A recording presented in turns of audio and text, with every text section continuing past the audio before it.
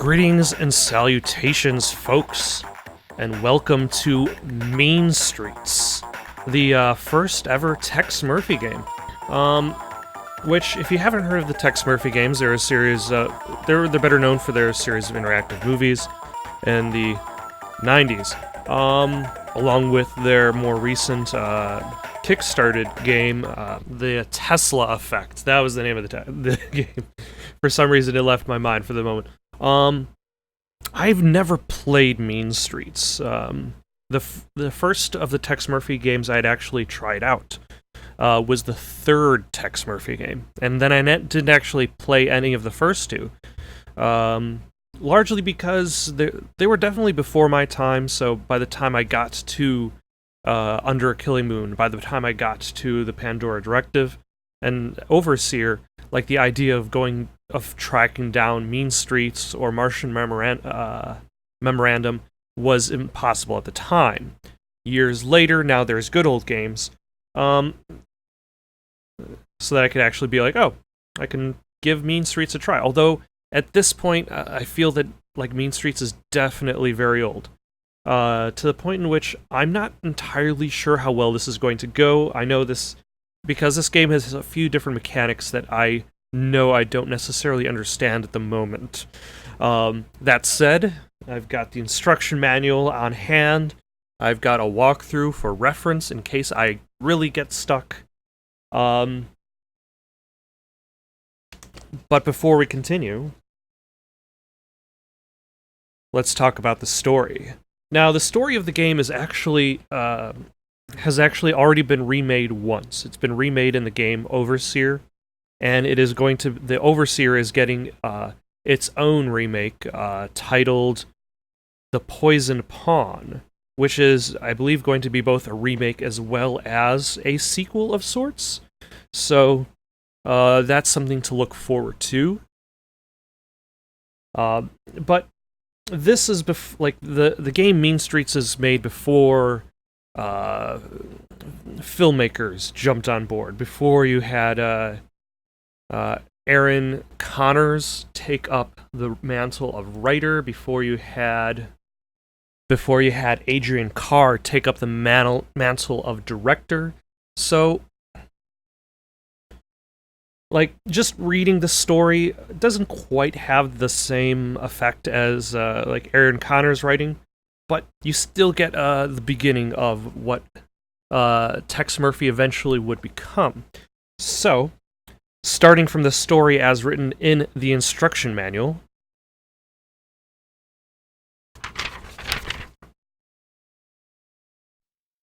a steaming layer of thick fog hangs over the city. It's late, Wednesday night, the end of September. The weather report says the next few days will get warm, real warm. The radiation count should climb over 70, very unpleasant. It's the kind of day that moves with the mercury, thick and slow. Funny how the work drags out with the humidity. My body and brain are trying to talk me into taking a few days vacation when the office door swings open. The silhouette in the doorway tells me this isn't the pizza man. My eyes follow curves up to where the lady's silken blonde hair kind of clasps her cheek near her eyes, which are exotic, not blue exactly, deeper than blue, sad and dangerous. If ever a woman is trouble, she's it. Are you Tex Murphy? She asks. Her bottom lip pouts at me, and I can tell that I'm probably looking at it too long. That's me, I say, real professional, real cool, Miss Linsky, Sylvia Linsky. Her eyes cloud over suddenly. They are murky and preoccupied, like mud puddles on a wet road. It's my father. Her pause is long and sad. I want you to investigate my father's death. Have you been to the police? This is my standard reply. I don't want anybody accusing me of breaking the law. Nobody messes with the boys downtown. Of course I've spoken to them. Detective Clements thinks Daddy committed suicide. It wasn't suicide. Daddy would never kill himself. It's murder. I know it's murder. She's getting upset. The careful line of her lipstick draws my attention to her mouth and chin that trembles just a little bit. How did you find me? I ask as I sit her down on the wooden chair that faces my desk. By the way, if you are a private detective and you're trying to acquire clients to pay you to do work for them, like, your first question probably shouldn't be, how did you find me? Like, are you supposed to be okay, I'll continue.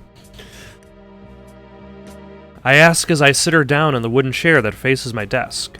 The chair looks dark and gritty next to her. Detective Clements said that if I insisted on throwing money away, you were the one to throw it to. Well, Miss Linsky, before we play catch, give me the background on your father's death. Then I'll decide if there's a ball game. I hear the rustle of silken stockings. Miss Linsky crosses her legs and starts her story. My father was a professor of neuropsychology at the University of San Francisco for 15 years. He was well respected in his field and had received many awards and research grants. About 8 months ago, he took a leave of absence from the university to work on an independent consulting contract. When I asked about it, he said he couldn't tell me anything, not even who hired him. I rarely saw him after that. One night I went to his home. He was terribly upset. It was obvious that he had been drinking. He was very evasive when I questioned him. I was worried about him. He was not a drinking man. I asked if I could stay with him, but my persistence only made him more angry. Finally, he agreed to come to my apartment for dinner the following Sunday. That was 3 days ago. Miss Linsky's body is very still. I'm not sure she's even breathing. While she's looking right at me, her eyes, which are as shiny as glass, melt. 2 tears spill from them and run down her cheeks. Last Sunday morning, I got a call from the San Francisco Police Department. They told me that my father had apparently jumped off the Golden Gate Bridge. They needed someone to come and identify the body. They said a witness had seen my father jump. His car was found on the bridge. Because there was no sign of foul play, they're calling it a routine suicide. I interrupted her. The police are usually pretty good in these matters from what you've told me. My father did not kill himself. Her anger made her eyes viciously beautiful. He was in serious danger. Even if he had killed himself, he would never have thrown himself into the bay. Why not? I asked. Her anger faded. She uncrossed her legs and continued. As a child, he nearly drowned swimming in the bay. From then on, he'd been afraid of water. He never went swimming. He wouldn't even go to the beach for picnics. There's one more thing. I found this fax note in his desk. When I went through his things, she slipped the note out of her bag and across my desktop. It read, Professor, you are right about these boys. They play for keeps. Watch your step. SF. Did you show this to Clements? Yes, but he didn't consider it to be very important. He wasn't able to connect to anyone or anything.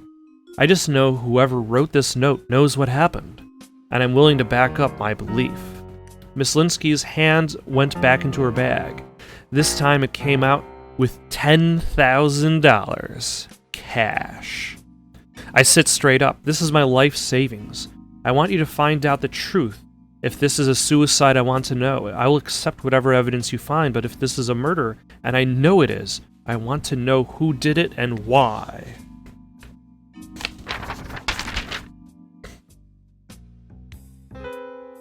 Her story wasn't convincing me that this was murder, but it did pique my curiosity. So did her face and her 10 Gs. Okay, I'll do some checking for you. Miss Linsky, suddenly cool, straightened her skirt and offered me her hand. Thank you, Mr. Murphy. I trust you'll find the truth. She turned then and walked out of the office and left me staring at the 10 grand. This is a lot of money in advance. Even for my rich clients, my gut feeling tells me something is wrong. Maybe I'm just too cynical. I scribble a note to my secretary. Dig up any and all information on Dr. Carl Linsky. I'll start my investigation in the morning. That's actually something that gets modified from Mean Streets to Overseer, is he loses his secretary. Because the idea is, like, with at the very least with Overseer, he's this young detective who's gone off on his very first on his very first office job. He's gone off to make a name for himself, using all of the money he has. and he can't necessarily afford a secretary, let alone the office he's in. Well-liked professor jumps to his death. Police say prominent University of San Francisco professor Carl Linsky was found dead early Sunday after jumping from the Golden Gate Bridge. West Precinct Detective Steve Clemens said a witness allegedly saw Linsky jump from the bridge at about 11:20 Saturday night. Police divers located the body just before dawn, and Linsky was pronounced dead at the scene. A suicide note addressed to his daughter Sylvia was later found at his home. Linsky's fiancée, Dolores Lightbody, indicated that the professor had been under a great deal of stress lately and had taken a leave of absence from his teaching duties at the university. Funeral services will be at 10 a.m. Wednesday at the All Saints Church. And cartoonist arrested teenage girl? Okay. Thusly, the story so far. I guess let's just jump into it from now.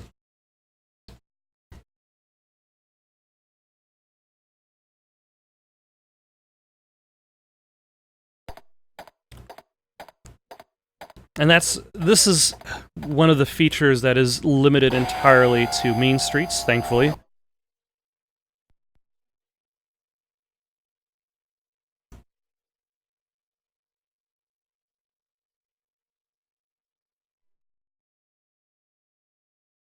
The case. Your name is Tex Murphy, a private investigator in San Francisco. The year is 2033, and you've just been hired by a beautiful young lady named Sylvia to investigate the death of her father, Dr. Carl Linsky. Dr. Linsky was a prominent professor at the University of San Francisco and had been working on a secret project.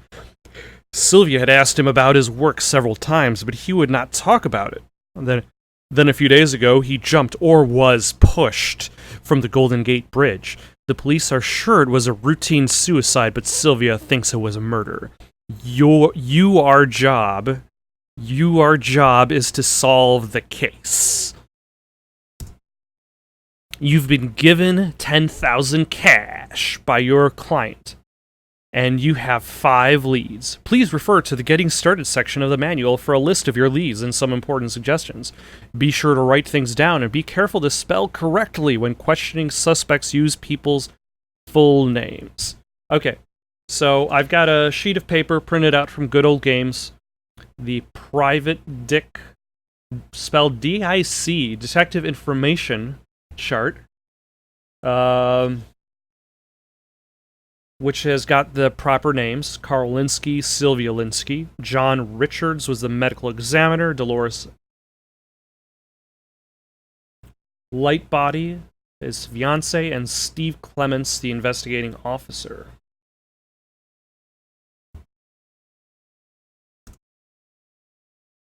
So hit escape. And then we are tossed into this speeder control. Now,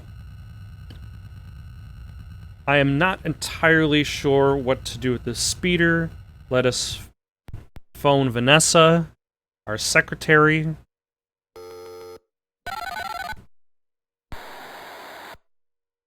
Yes? Let's type in case. Can't help you there. Carl Linsky? Look for my fax.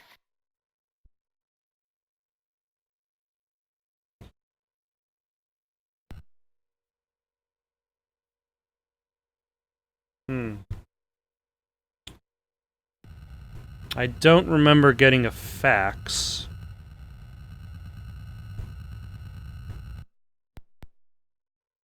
Ah, there it is.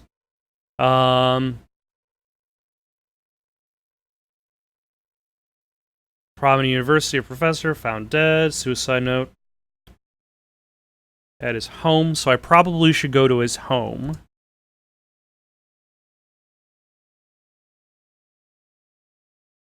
I should probably also talk to Dolores Lightbody, because she apparently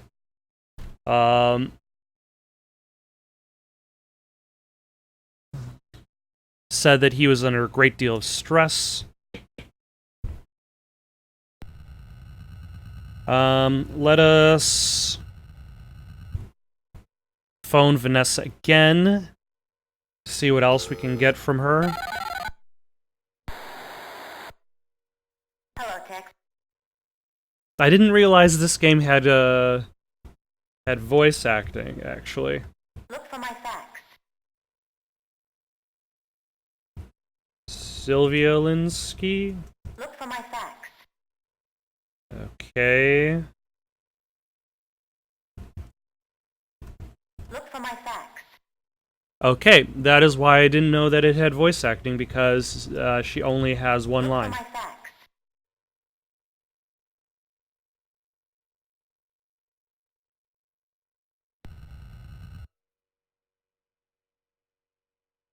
Alright, so what faxes have we received? Carl Linsky's address is 4660.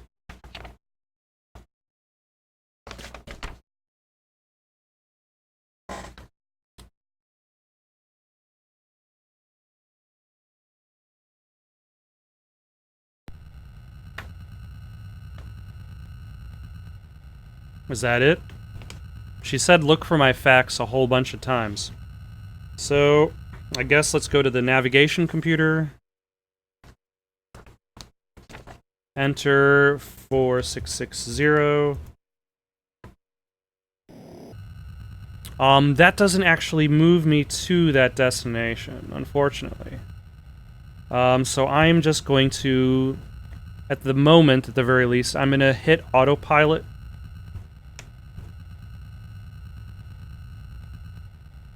And I'm going to let the autopilot take me through this beautifully rendered quasi 3D, 2D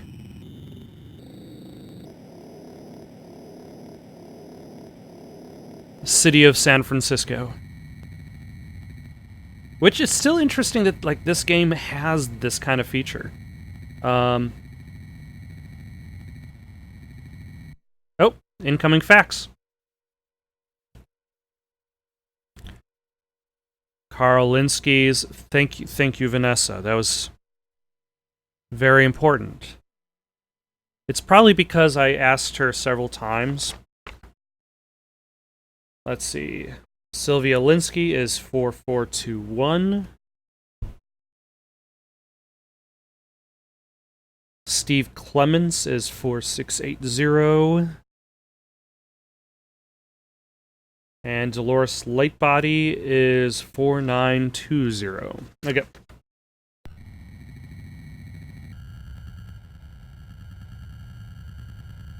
Okay, so I'll probably go to Carl Linsky's office first, which actually is what I'm doing right now. And then go to Steve Clements, then Dolores Lightbody. And then potentially Sylvia Linsky, if that is my last remaining lead. Also, I have to remember that in order to save my game, I have to do so from the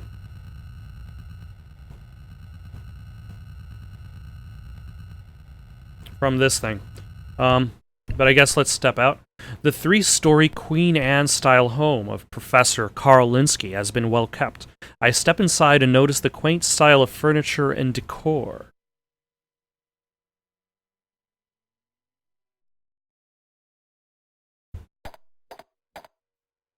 Oh.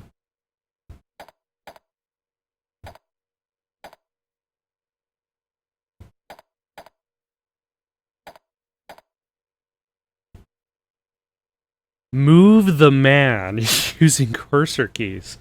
Wow. If press enter appears in the lower window, press enter. To bring up the search system, you cannot move the man while in the search system.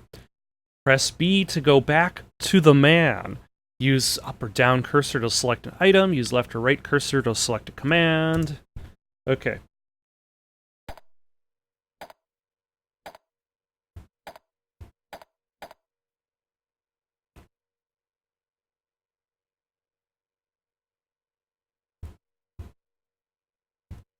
The fax machine is operable. Excellent. Can I taste the fax machine? I'm sure you know what you're doing, even though you look like an idiot doing this.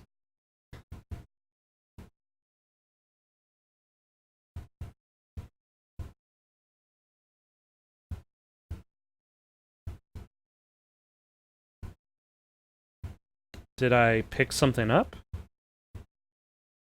You scan the bookcase and nothing seems out of the ordinary. Standard oak and metal entry table with a fax machine. Looks like a light switch.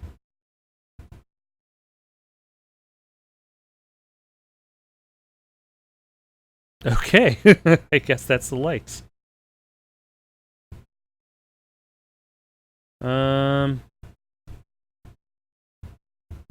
So let's go back to the man. Oh, jeez. Wow.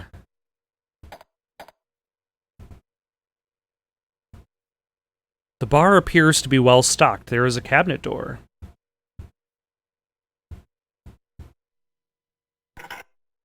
Shoebox.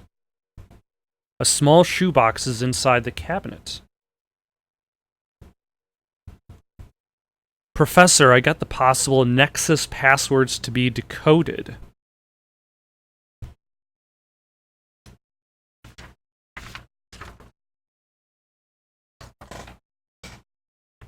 Okay, so we've got ISB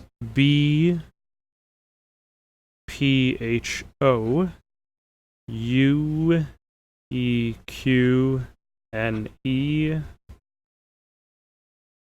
LASENTOLW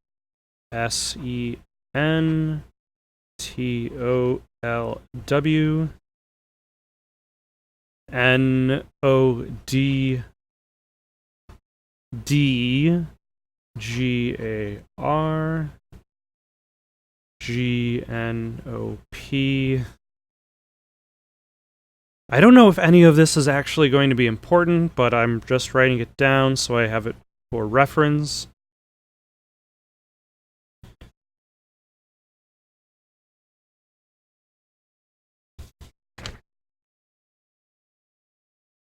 HCE TMACK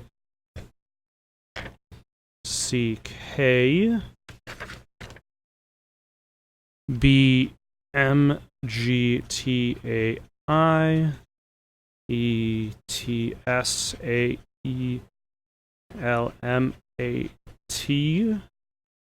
SLCTAE. This is... I don't know. This feels as though I don't need to worry about it because there are so many.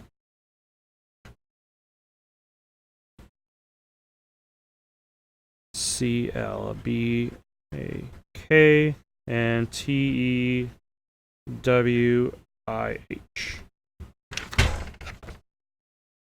And once again, this is written SF.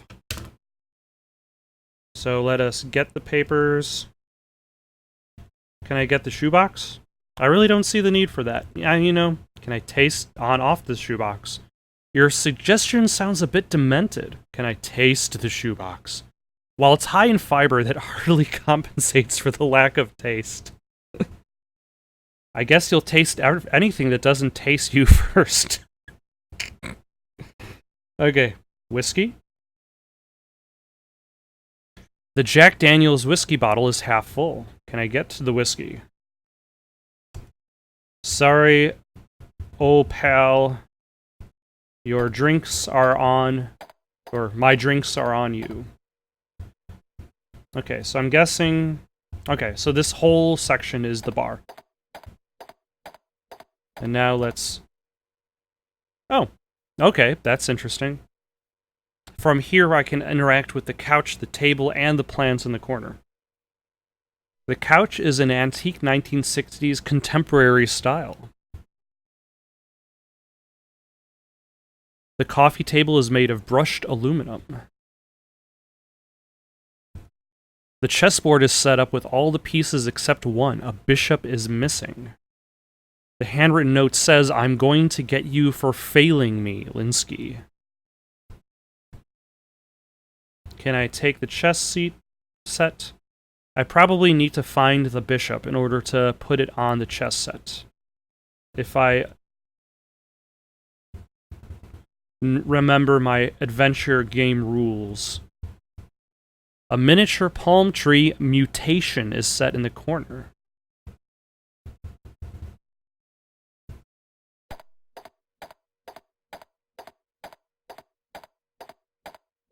And what is here? We got a solid oak cabinet. Oh. Psychology textbook written by Carl Linsky. A page is marked. You open the book to the page marked and see what appears to be a combination to a safe. The safe combination is 37,316. Okay. So let's pick that up. File cabinet key. Okay.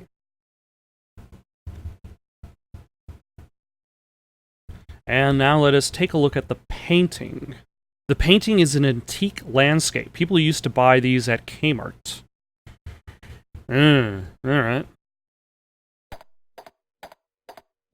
Alright, now let's check out his book area. We got a chair, an executive swivel chair. It is too awkward to carry around and it won't fit in the trunk. Oh well. Oh, hold on. There's a desk key on it? There's a small desk key on the seat of the chair. Display case. The display cabinet is protected by a magnetic field. You notice 2 slot screws partially hidden and surmise that you could shut down the field if you had a slot screwdriver. Okay, hold on.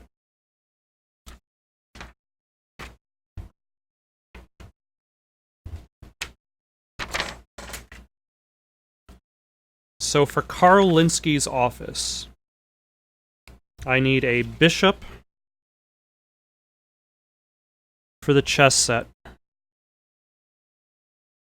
and a slot screwdriver. For the display case.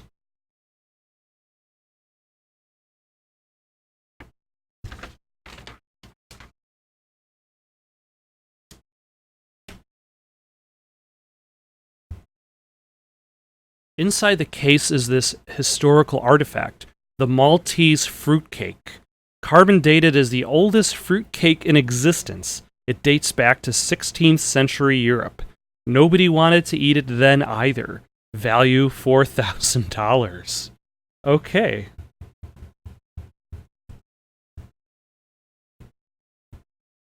A trash can sits on the floor next to the desk. The lease is for space in the Bridgeview warehouse located in San Francisco.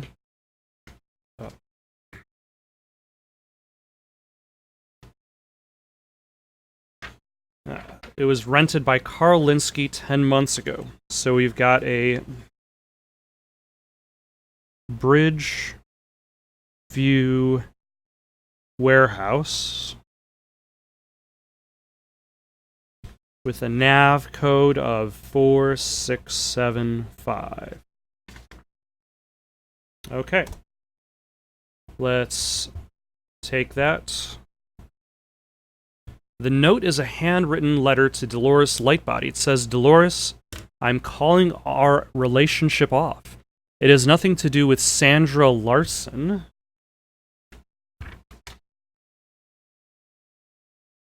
So, Sandra Larson. I just know there are other whales in the sea. And is that it?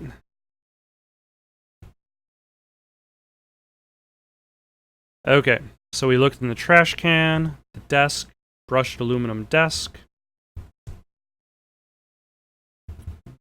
Nope, I'm looking. I'm attempting to look at the desk. And I'm attempting to look at the drawer. Desk side drawer. Can I open it? A digital tape. A 2-inch digital audio tape. And a grade sheet? The grade sheet is for an advanced psychology course. The name of one student is circled. Blaze Wiener. The grade received is an E.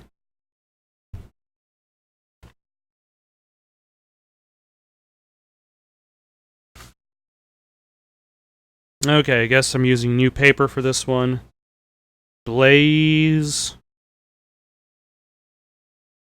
Wiener.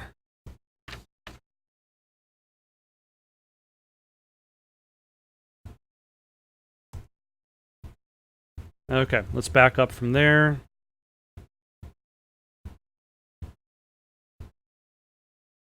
Looks like a modern digital audio tape player. So let's take that. Huh. Can I... For a major appliance, its flavor is about average. You slip the tape you found in the desk into the tape player. The voice on the tape cries out, "They're in my head. They're in my head." They're in my head! That was very necessary. Okay. I think we have gotten everything we want to out of Carl Linsky's apartment. Okay, so now that we're back in the speeder, we can save our game.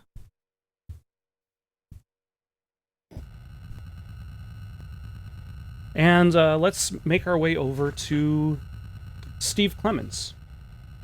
4680.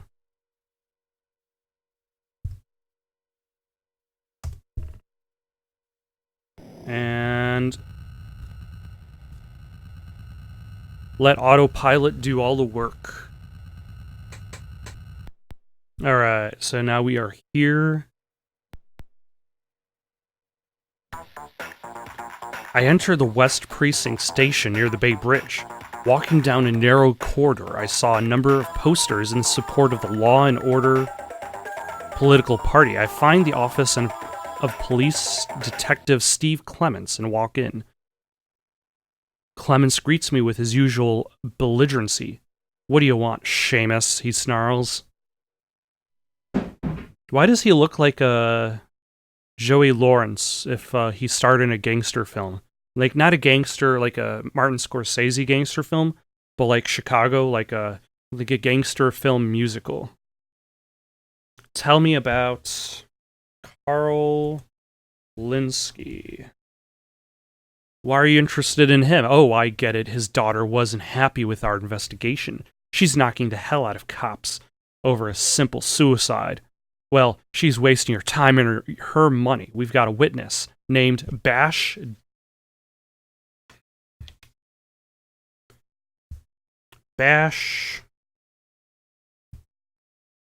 Daggett, who saw him jump off the bridge. He even left a suicide note. He hands me the copy.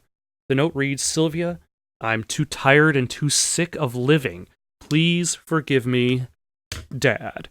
How much more proof does that girl need? Tell me about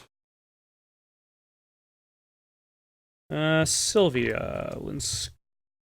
Does he say anything different if I ask him about Carl Linsky again? Okay, so he basically has pre-scripted Sylvia Linsky. She's headstrong and thinks she knows everything, but she's a good-looking dame, and that's for sure. I've heard she's a bit frisky, so watch yourself. Let's ask about John Richards. He's so dull he can't even entertain a doubt. That is a really good line. Let's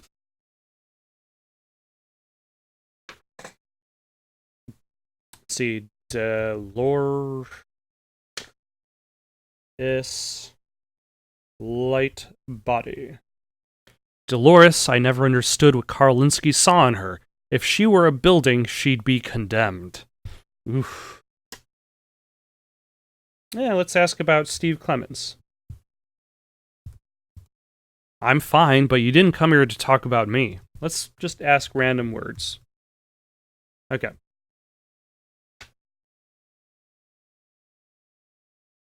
Sandra Larson. So he doesn't know who that is. What about Blaze Wiener? And then Bash Daggett. I'm afraid the nicest thing I can say about Daggett is that he is the ultimate low-life scumbag. You'll find him past the Mission District. Use... But I was not expecting him to actually give me the nav code.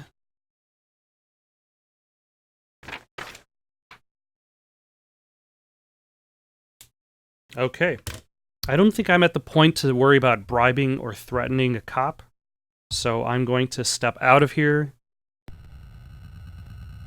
Head back into my speeder.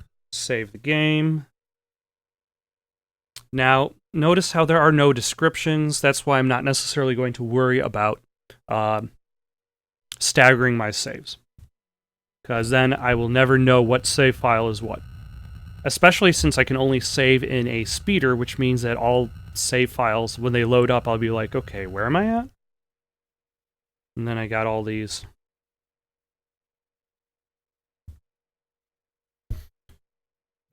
Let's talk to Vanessa, see if we can get something for Blaze Wiener.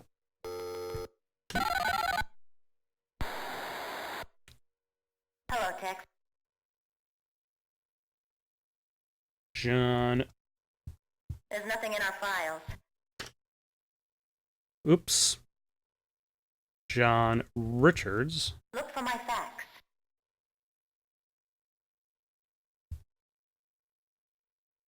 Blaze Nothing in our Wiener. files. Okay, so he's not important, probably. Look for my fax. Okay. So I planned to go to Dolores Lightbody next. Oh, hold on. John Richards' office is 4670.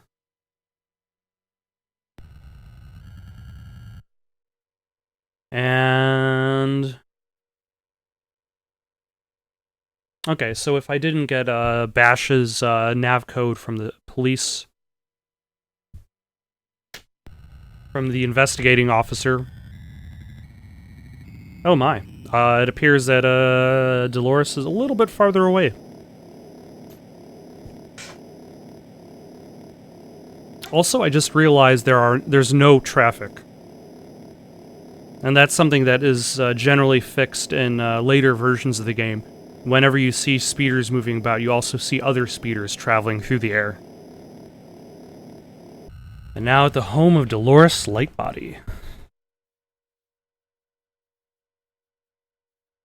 Near Girardelli, Dolores Lightbody lives in a well-kept Victorian house in a neighborhood filled with the houses of attorneys and bankers. I walk up to the front door and ring the bell.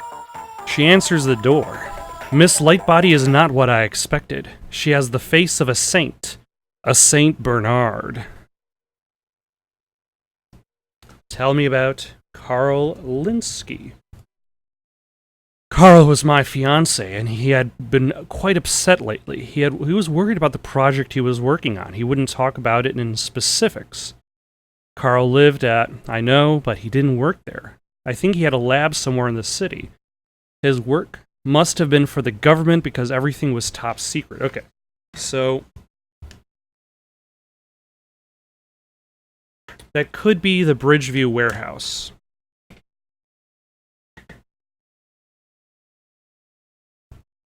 Let's see, Sylvia and I never got along very well. When her father died, she was quite upset. She was even more upset when she talked to Peter Dull.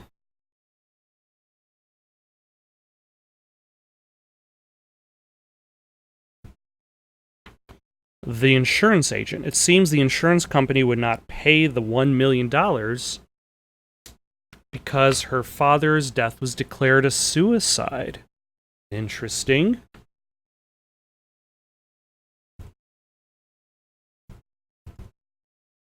Sorry, I can't help you there.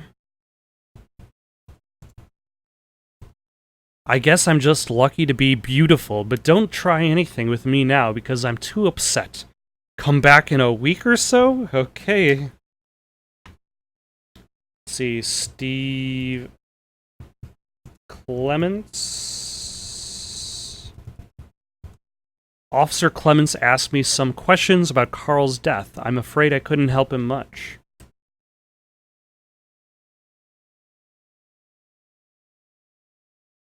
Let's see, Sandra Larson. She is a no-good tramp who's tried to steal Carl from me. Oh yeah, I didn't ask Vanessa about her. Or I don't think I did. Because I don't think I got any results.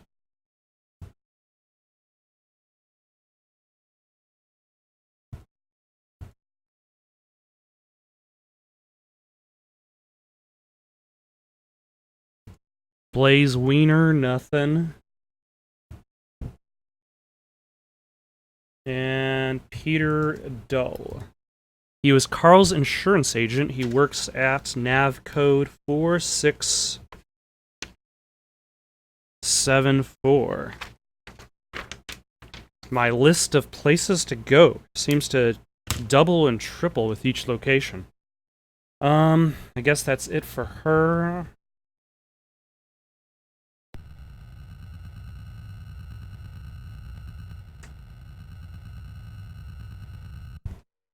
Let's check with Vanessa, get a fax about Sandra Larson, and then Yes? possibly call it a day. I'll get back to you. Huh. That was unexpected. Ah, hold on. Sandra Larson's San Francisco address is nav code 4599. Okay, so I believe right now I should be at the medical examiner's office. Walking inside the medical examiner's office is truly depressing experience. Long, cold, dark corridors and stainless steel utensils everywhere. They've gotten so busy down here they have had to install a conveyor belt. I wonder how much longer I've got before the meat wagon brings me here for my ride down the disassembly line. John Richards, the ME, meets me in the examination room. He's pretty strange, but it would take someone who's pretty strange to do a job like this. And then he's got Ricky Bobby hands. Let's ask about Carl Linsky. Tell you about Carl Linsky's death. Nothing odd about this one. He jumped off the bridge, massive shock when he hit, lungs filled with water, dead as a rock. I'll send you a copy of the autopsy reports. Sylvia Linsky. John Richards. I consider myself a good medical man and an excellent butcher. Oof. Oof. Dolores Lightbody. Steve Clements. He's a good cop, even if I don't always approve of his methods. I'm just going down the list. He probably doesn't know these people. But just in case somebody out there knows who Blaze Wiener is. Now, I'm wondering, though, like, did they highlight that name just as, like, a practical joke of being like, now everybody in the game, playing the game, is going to be like, who's Blaze Wiener?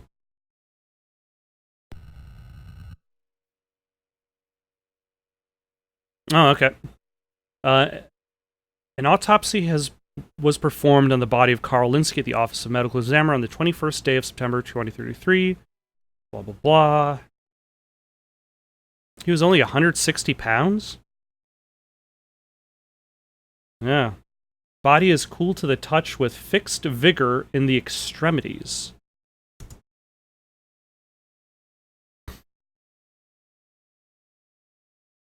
A small burr hole in the skull indicates recent surgery. Structure at base of brain intact. Neck shows massive damage to spinal cord caused by severe impact. The internal examination, the pulmonary system is purple and shows a large amount of blood and frothy fluid in the chest and stomach. Remarks, death caused by massive shock and drowning. Time of death estimated between 10 p.m. and 11:30 p.m. September 20th. Huh. Maybe Sylvia Linsky will know about this surgery that he apparently had. Alright, so now we're at Sylvia Linsky's home, which looks fancy?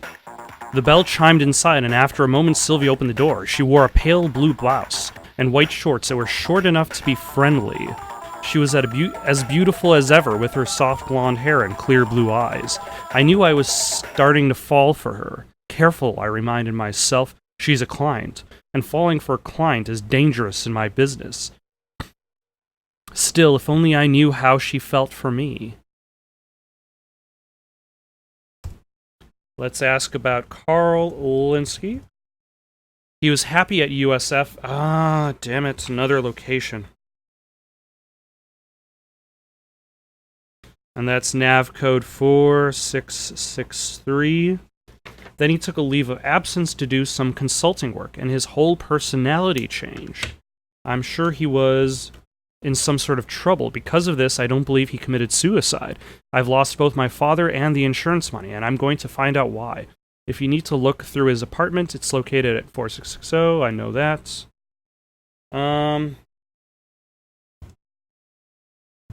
Sylvia Linsky? My past has been a little wild, Tex. I just have this thing about men, but I think a man like you would be enough to settle me down. Maybe when this case is over, you and I could explore that possibility. John Richards. Sorry, I can't help her there. Dolores Lightbody. Dolores and my father had talked about getting married. I always felt she had seduced him by black magic because there was no other way my father would have fallen for a woman like her. Steve Clements.